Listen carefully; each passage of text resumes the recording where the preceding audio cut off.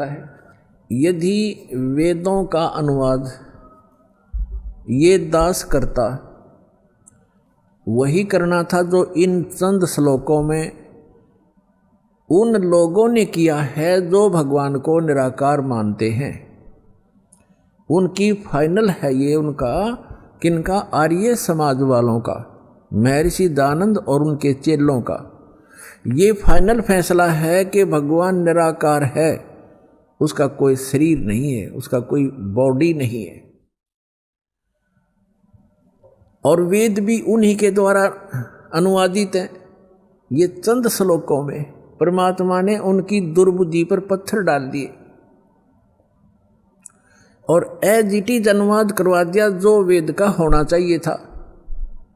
थोड़ा बहुत उन्होंने गड़बड़ी की है, वो आप बुद्धिमान समाज आसानी से समझ सकता है। परमात्मा के द्वारा दिए गए तत्व ज्ञान से उसको आसानी से समझ सकते।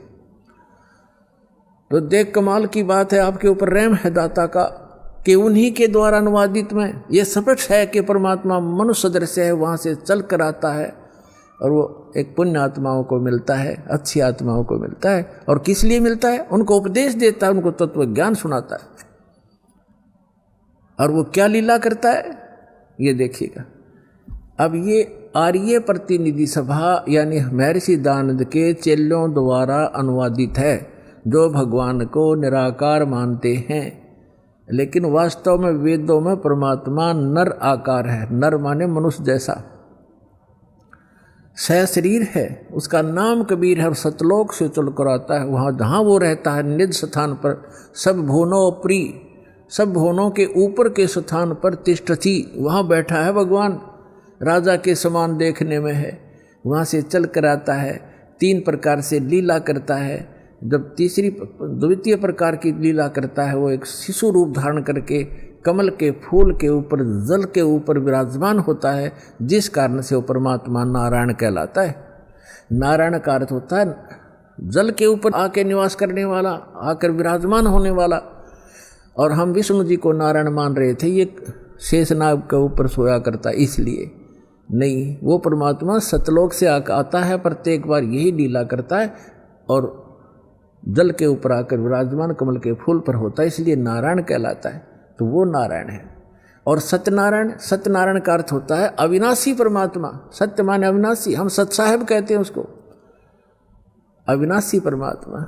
तो अविनाशी परमात्मा कबीर जी हैं, श्री ब्रह्मा, श्री विष्णु, श्री शिव जी, ये नासवान परमात्मा हैं, भगवान हैं, स्वामी हैं, प्रभु हैं। इनकी जन्म मृत्यु होती है। और इसका प्रमाण है श्री देवी भागवत यानी देवी महापुराण, गीता प्रेस गोरखपुर से प्रकाशित, सचित्र मोटा टाइप, 3रा स्कंद 123 पृष्ठ पर।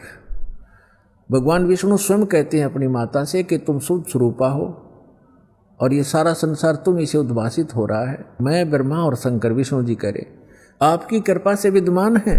हमारा आविर्भाव माने जन्म और तिरोभाव माने मृत्यु हुआ करता है, हम अविनाशी नहीं है। और शंकर भगवान कहते हैं, हे माता, ब्रह्मा जी का जन्म आपसे हुआ तो क्या मैं तमोगुण लीला करने वाला शंकर आपका पुत्र नहीं हुआ? अर्थात मेरी भी आप ही जनक हैं, मैं आपका पुत्र हूँ और हम केवल नियमित कार्य ही करते हैं। हम तीनों गुणों से उत्पन्न हैं, रजगुण ब्रह्मा, सतगुण विष्णु, तमगुण शिव जी, और हम केवल नियमित कार्य ही कर सकते हैं। जिसके भाग्य में जैसा है वैसा ही दे सकते, उसमें कोई परिवर्तन नहीं कर सकते। श्री देवी महापुराण ने चंद श्लोकों में इन भगवानों की पूर्ण लीला तकरीबन सती क्लियर कर दी, स्पष्ट कर दिया, सारे कंसेप्ट क्लियर कर दे। ये नासवान है, दुर्गा जी इनकी माता है, रजगुण ब्रह्मा, सतगुण विष्णु, तमगुण शिव जी यही हैं, और प्रकृति दुर्गा को कहते हैं, और ये केवल नियमित कार्य ही कर सकते। तो जो नारायण है वो परमात्मा है, वास्तव में कबीर साहब है जो ऐसी लीला करता है।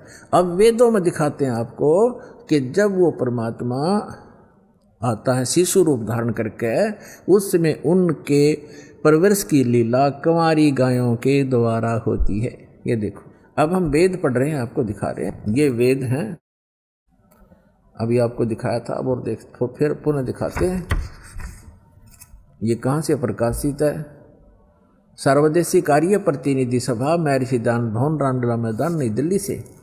और ये इसके अनुवादक और ये मुद्रक Prince offset printers 1510 Pataudi house Daryaganj नई दिल्ली से। और अब हम आपको ऋग्वेद मंडल नंबर 9 का और सूक्त नंबर 1 दिखाते हैं। ये देखिएगा, ऋग्वेद भाष्यम अथ नवम मंडल, 9वां मंडल प्रारंभ होता है। इसका ये प्रथम मंत्र है। इसमें क्या लिखा है कि हे सोम स्वभाव परमात्मन, यानी परमात्मा की महिमा चल रही है। सोम माने परमात्मा, सोम, ये भी ध्यान रखना, अभी आगे चल के आपको ये हेल्प करेगा इस ज्ञान को समझने में। ये 1 नंबर मंत्र, मंडल नंबर 9 सूक्त नंबर 1 का अब मंत्र नंबर हम दूसरा पढ़ रहे हैं। इसमें है हे परमात्मन आप, है ना, परमात्मा की महिमा चल रही है, ये ध्यान रखना। अब तीसरे मंत्र में हे परमात्मन, चौथे मंत्र में हे परमात्मन आप, है ना, महिमा भगवान की। और 5वें मंत्र में हे परमात्मन आप, यानी परमात्मा की महिमा चल रही है।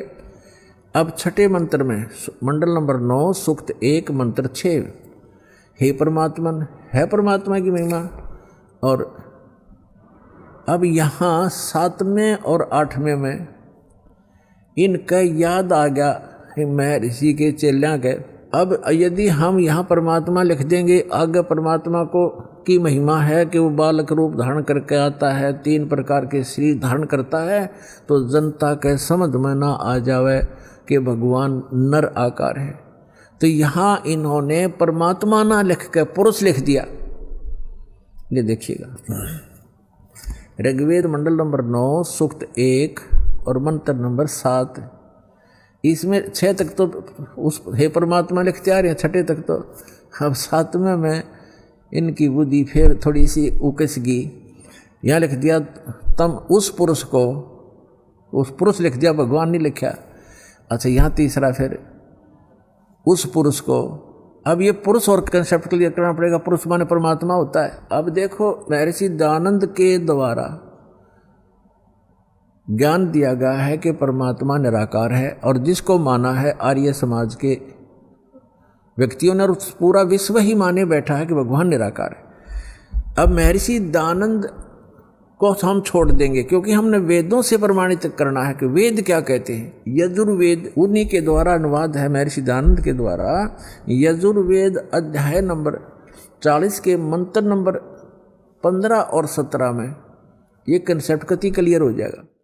जैसे वेद ज्ञान परमात्मा ने दिया, उस पूर्ण परमात्मा ने इसके अंतःकरण में फीड कर दिया। उस मालिक ने जो इसमें लिखना था वो लिख दिया, ताकि हम आसानी से समझ सकें। जिसने आगे वेदों को फिर बताया है, दिया है, समझाया है, उसमें लिखा है कि वेद ज्ञान दाता ये कहता है। अब वेद ज्ञान दाता, अब ये यहाँ काल माना जाएगा ब्रह्म, क्योंकि इसने आगे प्रदान किए हैं और इसको भगवान उस परम पिता ने दिए हैं, इसलिए ये गॉड गिवन है। और आगे जो इसने दिया है वो इस ब्रह्म के द्वारा दिए गए, इसलिए ये ब्रह्म गिवन भी कहे जाते हैं, गीता और ये दोनों वेद। तो यहाँ 40वें अध्याय के 15वें श्लोक में ये खुद कहता है कि मेरा ते कोम नाम है, और 17वें में भी यही स्पष्ट करता है कि मेरा ते कोम नाम है। और वो परमात्मा गुप्त है, वो पुरुष माने परमात्मा पूर्ण ब्रह्म ऊपर रहता है, वो गुप्त है। ये देखना, यजुर्वेद उठा लिया, ऋग्वेद रख दिया, और महर्षि दयानंद सरस्वती ये वही है, सार्वदेशिक कार्य प्रतिनिधि सभा, महर्षि 2/5 महर्षि दयानंद भवन, रामला मैदान, नई दिल्ली से। यजुर्वेद आर्य भाष्य है, महर्षि दयानंद सरस्वती। मुद्रक है Prince offset printers 1510 Pataudi house Daryaganj, नई दिल्ली से। ये यहाँ से छपा है। यजुर्वेद का अंतिम अध्याय है 40वां। इसमें टोटल 40 अध्याय हैं, 40 ओनली। और इसमें 40वें अध्याय में 17 मंत्र हैं, और इसमें पूरे यजुर्वेद का लगभग निष्कर्ष है। अब देखो, ये यजुर्वेद अध्याय नंबर 44 40वां अध्याय है। 40वें अध्याय का ये 15वें मंत्र में वेद ज्ञान दाता कहता है कि वायु अनिलम अमृतम अथिदम भस्मांतम शरीरम ओम कर्तो समर किलबे समर करतुम समर। ओम नाम का जाप काम करते करते सिमरण करो। कलबे माने किलबलाहट के साथ, कसक के साथ एक स्मरण करो। और कर्तुम माने अपना मूल कर्तव्य जानकर मनुष्य जीवन का ओम नाम का सिमरण करो। ये तो ब्रह्म तक की साधना है। और वायु अनिलम अमृतम अथिदम भस्मांतम शरीरम, यानी जब आपके प्राण समाप्त होंगे उस समय इस ओम नाम के जाप से जितना अमृतम अमृतो, यानी आपको जितनी गति होनी है वो मिलेगी। अब इसका प्रमाण आपने श्रीमद् भगवत गीता अध्याय नंबर 8 के श्लोक नंबर 13 में मिलेगा कि गीता ज्ञान दाता भी ये ब्रह्म ही है। श्री कृष्ण जी में प्रवेश करके बोल रहा है, ये कह रहा है कि ओम इति एकाक्षरम ब्रह्म व्यवहारण माम अनुसमरण यह प्रयाति तजंदेहम स याति परमाम गतिम। माम ब्रह्म, मुझ ब्रह्म का। अब यहाँ ये भी कंसेप्ट क्लियर करना पड़ेगा। पुण्यात्माओं, आज तक ये लोक वेद दंत कथा सुनते सुनते हम बहरे हो गए और हम ढीठ हो गए, उस ज्ञान को कति कंप्लीट मान बैठे। जो हमने सुना वो फाइनल है और सभी भ्रमित है, कोई स्थिर नहीं है।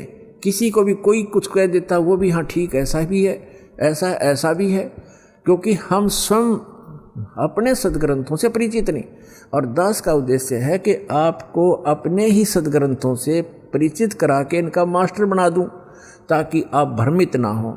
जैसे श्रीमद् भगवत गीता अध्याय नंबर 2 के श्लोक नंबर 53 में कहा कि अर्जुन, जब भिन्न भिन्न प्रकार के भ्रमित करने वाले वचनों से ज्ञान से आपकी बुद्धि हटकर एक परमात्म ज्ञान पर स्थिर हो जाएगी, उस परमात्मा के ज्ञान पर स्थिर हो जाएगी, तब तू योग को प्राप्त होगा, तब तो तू भगत बनेगा, यानी भक्ति योग्य होगा। तो जब तक आप भ्रमित हैं, कोई कुछ कह देता वो भी ठीक, वो कहता वो भी ठीक, तो तब तक आप भक्त नहीं बन सकते, आप सफल नहीं हो सकते। तो दास चाहता कि आपकी ये सारी भ्रमणा और अज्ञान मिटाकर एक परमात्म उस तत्व ज्ञान पर स्थिर कर दूं, जिसके लिए आपको परमात्मा ने शिक्षित बनाया, आपके ऊपर रहम किया। और दूसरा रहम ये किया कि ये इंस्ट्रूमेंट, ये उपकरण बनवा दिए इलेक्ट्रॉनिक, ये प्रोजेक्टर, सीडी, टेलीविज़न मीडिया, जो इलेक्ट्रॉनिक मीडिया, ये आपके लिए तैयार करवाया परमात्मा ने कि आज घर बैठे आप सत्संग समझ सकते हो, वेदों को जान सकते हो और सभी सदग्रंथों को आप समझ सकते हो। और जब तक आप स्वयं अपनी आँखों से सदग्रंथों को नहीं देखोगे, नहीं जानोगे, तो ये काल के जितने भी भ्रमित करने वाले संत भेजे गए हैं, ये आपको ऐसे ही मिसगाइड करके उद्देश्य से वंचित कर देंगे। तो अब दास चाहता कि इनकी दाल नहीं गलेगी। आप शिक्षित हैं, बेटा बेटी भाई बहन सब शिक्षित हैं और सदग्रंथ हमारे पास है। तो अब एक ये समझो कि आपका जीवन का उद्देश्य क्या है, ये समझ में आओगा सत्संग से। जीवन, मनुष्य जीवन का उद्देश्य केवल मोक्ष कराना है, या कोठी बनाना, बंगले बनाना, कार खरीद कर रख देना, ये नहीं है। ये तो एडिशनल है, बाई प्रोडक्ट है भक्ति का, जो दास आपको भक्ति देगा परमात्मा की दी हुई। इस साधना से आप जो सुख वैसे सारा जीवन खोजने में लगे रहते हो, प्राप्त करने में, वो नहीं मिलते। तो इस भक्ति का वो बाई प्रोडक्ट है, वो तो आपको वैसे ही मिलेंगे। जैसे किसान गेहूं बीजता है, उसका उद्देश्य भूस बनाना नहीं होता, उसका उद्देश्य कनक लेना होता ताकि जीवन रक्षा हो, और भूस तो अपने आप बन जाता है। भूस तो अपने आप बनता हो तो बनेगा ही बनेगा। तो दास जो आपको शास्त्र अनुकूल साधना बता रहा है, उससे संसारिक सुख तो अपने आप होंगे ही होंगे, आप मांगो चाहे मत मांगो, ये तो एक साधन ऐसा है। तो इसलिए आप जी को सब सदग्रंथों से परिचित कराना अनिवार्य है।